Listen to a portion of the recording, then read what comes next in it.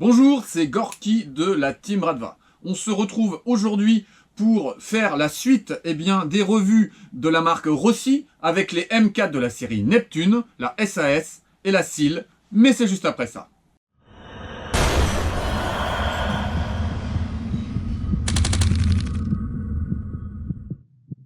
En introduction, je souhaiterais remercier Airsoft Entrepôt qui, une fois de plus, nous fait confiance et m'envoie ses répliques à ma demande. Là, on va monter légèrement en gamme par rapport à ce que je vous ai présenté la dernière fois et on va avoir comme essentielle différence des M4 qui, cette fois, vont être full métal avec un rendu et une finition nettement au-dessus et qui raviront à la fois par leur puissance assez faible en sortie de boîte les débutants qui ont un petit peu d'argent et puis bien sûr les confirmés qui ont envie d'avoir une réplique prête à jouer déjà avec un rendu de qualité et un interne assez facile à upgrader avec une excellente base. Alors j'ai choisi la SEAL et la SAS. La Marzok, qui a plus d'ancienneté, n'était pas disponible. Et de toute façon, le Dingo, on a fait il y a quelques temps une revue. Si ça vous intéresse, vous tapez sur Google, vous allez voir ce qu'il a fait. Et ça vous donnera un petit peu une idée de cette troisième réplique Rossi de la gamme Neptune. Alors, j'ai sur ma table la SEAL, voilà, qui va m'arriver dans une boîte comme celle-ci. Alors une boîte qui ressemble aux séries précédentes. On va avoir à l'intérieur un petit cache-flamme orange. Voilà, je vais pas vous le montrer, ça sert à rien. Des billes en 6 mm en 0,25 de la marque Rossi.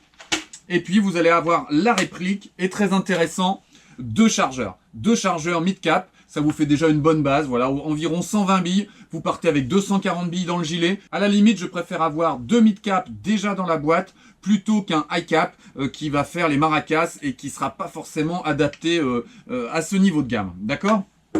Alors, on va jeter un œil comme ça au niveau de la prise en main. On est sur une M4 qui, pour moi, n'a pas de défaut en termes de goût, entre guillemets. La dernière fois, j'avais reproché un petit peu au M4 d'avoir des chargeurs un peu classiques. Et là, on va avoir un chargeur de type Magpul. Regardez, voilà, qui va être très très sympa et qui ne va pas casser l'ambiance générale. On va avoir un garde-main qui va mixer le Hemlock et le Picatinny et qui va avoir une couleur bronze sympa. Je vous ferai un petit travelling après. Un cache-flingue en métal, des organes de visée flip-up métalliques aussi, bien balèzes. Et puis quelques marquages, une crosse relativement classique, une poignée pistolet qui n'a rien de spécial à part un ergot de maintien, une petite queue de détente droite. Et puis, ce qu'on peut regretter, une éjection de chargeur qui n'est pas ambidextre. Et puis, un sélecteur de tir qui n'est pas ambidextre non plus. Voilà, je vous fais le petit travelling. Là, ici, le cache-flamme. Les organes de visée avant. Là, ici, le garde-main avec la première partie, là, ici, en Picatinny. Les Hemlock sur le côté. Voilà. Et puis, vous avez un retour complet ici au-dessus, vous voyez la couleur bronze, voilà, et ça va se poursuivre avec ce rail Picatinny jusqu'au bout. Vous avez une très belle plateforme, et là vous avez le flip-up arrière, le levier d'armement, et vous allez avoir sur le côté les marquages, ici, et de l'autre côté, voilà, et la crosse dont je vous parlais, classique, le trou au-dessus, pas de numérotation, et là, de quoi fixer en Hemlock votre sangle. Et ce qui est très intéressant sur cette version, c'est que vous avez trois attaches à trois endroits différents, tout à fait fonctionnels, ici, là, et ici. Donc vous n'aurez rien à rajouter en fonction des endroits où vous voulez accrocher votre sangle. En Hemlock, ce sera très très facile. Et bien sûr, vous avez les attaches à boucle classiques ici. Voilà, cette fois ambidextre. Très sympa. Alors à la prise en main, vous avez un objet qui est relativement costaud par rapport au précédent, qui va vous permettre de mettre le pouce au-dessus avec les flip-up. Il n'y a aucun souci Vous allez avoir une prise de visée très très aisée. Aucun poids sur le bras avant. C'est extrêmement équilibré. Une réplique qui va être très agréable à jouer. Voilà, forcément. Moi, je la trouve vraiment très très jolie. Elle n'est pas très très longue. On va dire qu'on est sur une taille moyenne. Vous voyez, sur moi, je fais 1m80. On a des organes de visée, notamment l'œilleton arrière est relativement balèze. Il est basculant. Vous allez avoir un premier œilleton large et un beaucoup plus fin en fonction de ce que vous aimez. Voilà, pour être un petit peu plus précis. Moi, je trouve que pour des questions de prise de visée tactique, le plus large, le plus ouvert, moi, me va toujours mieux que le plus petit. Bien, alors, quelques chiffres maintenant. On est donc sur la gamme Neptune, la version Seal, en tan. On est à 309,90 €. On peut faire varier la réplique en longueur de 715 à 795 mm. Le garde-main mixe à la fois du Picatinny et du Hemlock. Le canon est de 270 mm en 6,02. La gearbox est QD.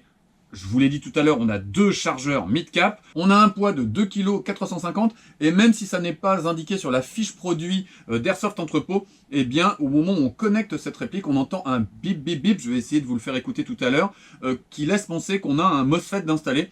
Mais j'ai pas réussi à en avoir la confirmation.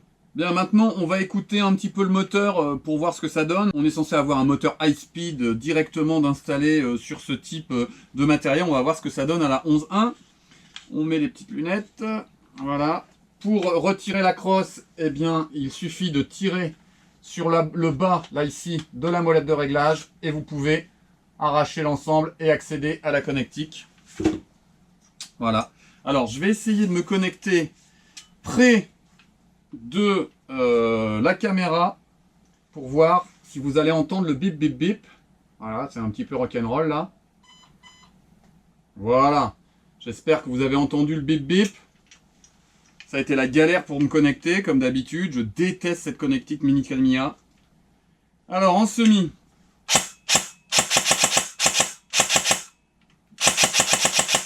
Alors, contrairement à la série précédente, là, il me prend absolument toutes les impulsions que je lui commande. Alors, effectivement, quand il y aura des gars en face et si on joue en full, on a une bonne petite cadence. Là, à la 11.1, c'est plutôt sympa. Et ça va s'expliquer par bien, la puissance du ressort. J'ai passé cette réplique au chronie aux alentours de 320 fps, voilà, de moyenne. Et on va avoir néanmoins, grâce à un réglage de hop-up radial. Alors pour accéder au hop-up, on tire sur le levier d'armement, là ici, on le lâche et on va avoir ici l'apparition de la molette de réglage du hop-up.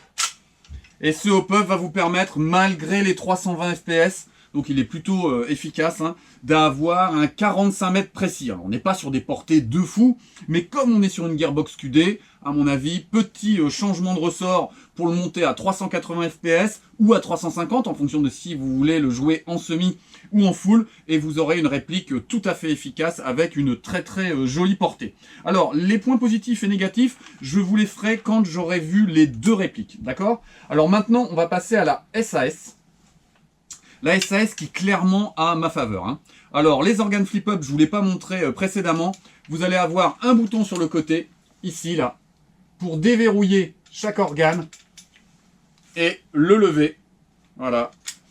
C'est tout à fait balèze. Alors, c'est pas un système de ressort, vous appuyez, tac, elle s'éjecte, hein, c'est pas ça. Vous devez appuyer et les lever, elles viennent se mettre en blocage. Et on est bien sur des organes de visée et bien métalliques. Alors, ce que j'aime beaucoup lorsque je regarde cette réplique, c'est la rupture de la continuité du Picatinny sur les côtés. D'accord? Pourquoi? Parce que c'est là où on va mettre nos mains.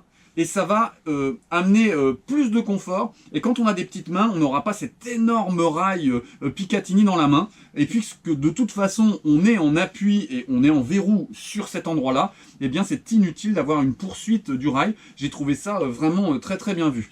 Regardez, voilà. Là ici, le cache-flamme. Les organes de visée en flip-up. Ce superbe garde-main. Là, on a du rail Picatinny. Et là, l'interruption. Et là, on revient de nouveau Et on va avoir sur le côté les marquages, le flip-up arrière, le levier d'armement, la crosse aussi, beaucoup plus travaillée que la précédente, beaucoup plus sympa.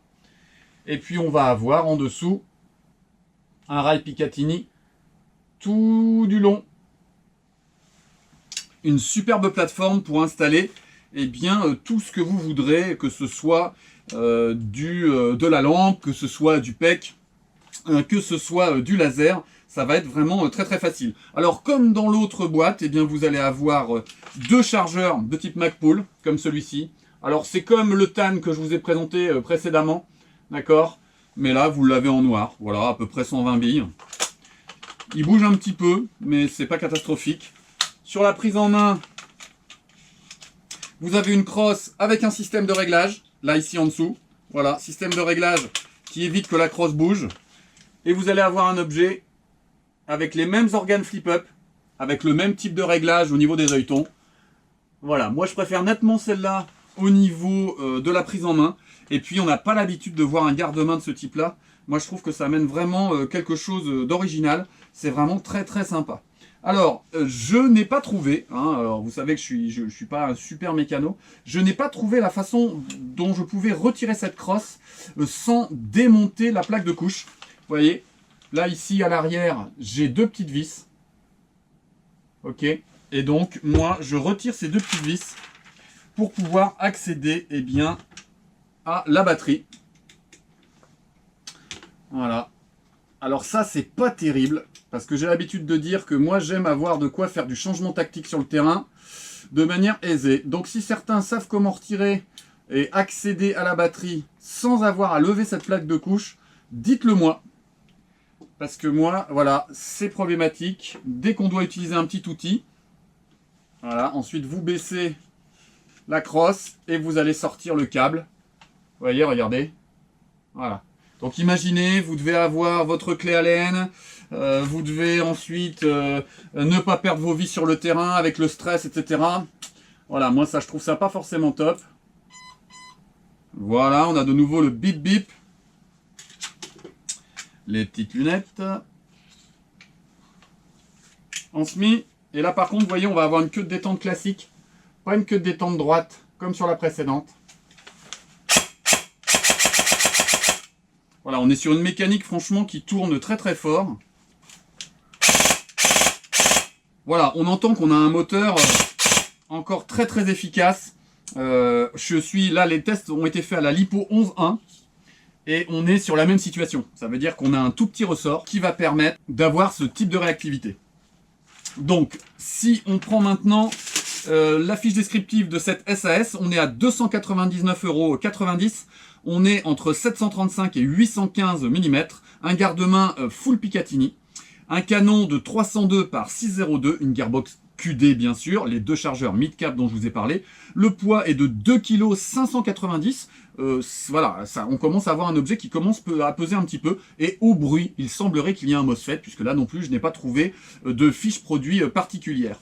On est sur un chronie aux alentours de 320 fps et on est aussi sur une portée aux alentours de 45 mètres tout à fait précise. Là encore une fois, moi je recommande de changer le ressort puisqu'on a une gearbox QD pour avoir quelque chose d'un petit peu plus costaud. Vous pourrez agrémenter ce type de plateforme assez facilement avec des optiques américaines, que ce soit des ACOG ou des EOTech. Voilà, je vais vous faire des petites démonstrations rapides. Voilà, d'abord avec une ACOG. Voilà, j'en ai une ici. Je vous ferai une petite revue sur l'intérêt des différentes optiques à l'occasion. Voilà, ici, vous voyez le look. Voilà, ici, regardez ce que ça donne. Voilà, avec une ACOG, avec sa fibre optique. Je vais vous montrer avec un EOTech de chez JJ Airsoft. Alors, je vous mettrai à chaque fois les références, puisque ce sont des produits que j'ai récupérés sur le catalogue Airsoft Entrepôt. Voilà, si je réussis à l'installer. Toujours le problème avec ces trucs là quand on le fait en direct. Voilà, ici, ouais, on est dans l'axe. Voilà, vous voyez ce que ça donne. Que vous pouvez aussi utiliser avec un magnifieur, mais je vous ferai une revue spécifique sur les optiques et notamment avec le magnifieur. Parce que j'entends beaucoup de choses sur les magnifieurs qui sont pas forcément vraies. Et là, voilà, ça c'est l'Eotech que moi j'aime beaucoup, qui est cubique, qui est beaucoup plus compact, que moi je préfère, qui est moderne, et qui va s'utiliser aussi très facilement avec un magnifieur. C'est pareil, hein, je vous mettrai à chaque fois les liens des différentes optiques pour vous montrer ce que ça donne. Voilà. Voilà, c'est sympa. Bien alors, les points positifs et négatifs maintenant. Alors, les points négatifs sur la SAS, mais c'est vrai aussi sur la SIL, la puissance en sortie de boîte, que je trouve un petit peu trop basse, quoi. L'accès à la batterie sur la SAS, alors que sur la SIL, c'est plutôt facile d'accès. Et moi, je vois pas vraiment d'autres soucis. On est aux alentours de 300 €. Bon, c'est à peu près le prix normal quand on a une réplique de ce niveau en full métal. Les points positifs dans les deux cas, une finition que moi je trouve plutôt remarquable, avec pour la SAS une crosse un petit peu plus chiadée, avec un système de blocage, voilà, ça fait un petit peu plus moderne, alors qu'avec la SIL, on est sur une crosse classique, quoi. Le point positif pour la SIL, c'est-à-dire celle qui est tétane, ce sont les 3 attaches QD. Et puis des deux côtés, on va avoir la gearbox QD, elles sont full métal, elles ont 2 chargeurs, elles ont des gardements originaux, des sights en métal, une portée par rapport à leur puissance qui est tout à fait intéressante. Donc, si je dois en choisir une, moi, c'est celle-ci. Voilà, indiscutablement. Et je m'achèterai ce type d'Eotech court. Voilà, pour faire une réplique bien moderne, bien sympa, avec une petite lampe à l'avant. Voilà, écoutez, on arrive à la fin de cette revue. La prochaine, ce sera celle sur les optiques. Et ne vous inquiétez pas pour ceux qui apprécient les produits russes, on va pas ne plus faire de produits russes, hein. Là, j'avais envie de changer un petit peu sur une ou 2 revues, mais pour ceux qui sont vraiment accros aux Russes, ne vous inquiétez pas, hein, on va rester concentré et ça reste l'identité de la chaîne. Il fait de plus en plus beau, profitez-en pour aller jouer. Nous, on va aller jouer le week-end prochain, dimanche, à la Black Eagle, que je salue au passage. J'espère qu'on aura un temps tout à fait sympa et qu'on va s'éclater entre camarades. D'ici là, prenez soin de vous et à la prochaine fois.